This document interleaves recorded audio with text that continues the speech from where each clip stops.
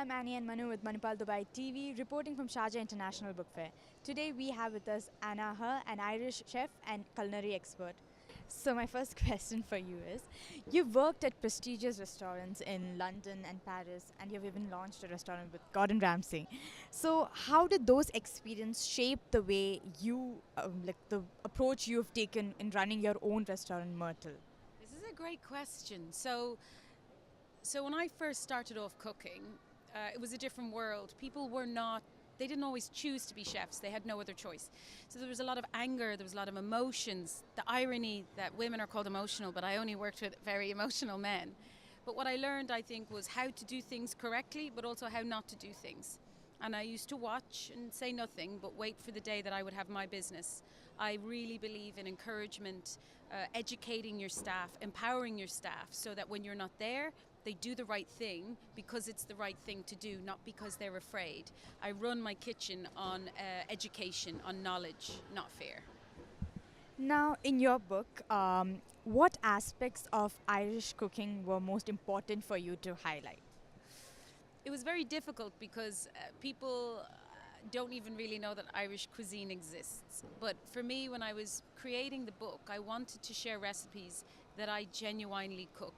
The recipes that were passed down from my mother, but sometimes just things that I had created or experimented over time. So it's a mixture of Irish and European food, but they are recipes I make for my son, for my stepson, for my friends, and they're real recipes that work. Now, launching one's own restaurant is like a lifelong dream of many of the chefs out there. So, how is the whole process like, and have you faced any challenges or anything on your way? Yeah, I mean, opening up my restaurant was a dream. A dream that in my life I said what I wanted was a dog, a baby, and a restaurant. And I have all these three now, and it's very important for me to have this balance. But it is very difficult. To run a restaurant, you run a new family. You have to care about your employees, and you got to care about your bank managers and your bills. But I would rather have a stressful, challenging job that I'm really proud to go to every day. Lovely.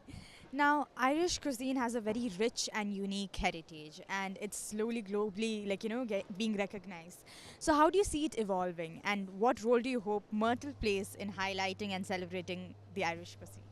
So I take recipes that my mother made when I was a child, and I introduce them to the skills that I learned over decades of working in fine dining Michelin restaurants. So it's doing what the French and the Italians and the Spanish did in Europe. It's doing an Irish version of that. We incorporate Irish culture, Irish vocabulary, Irish music, Irish artwork.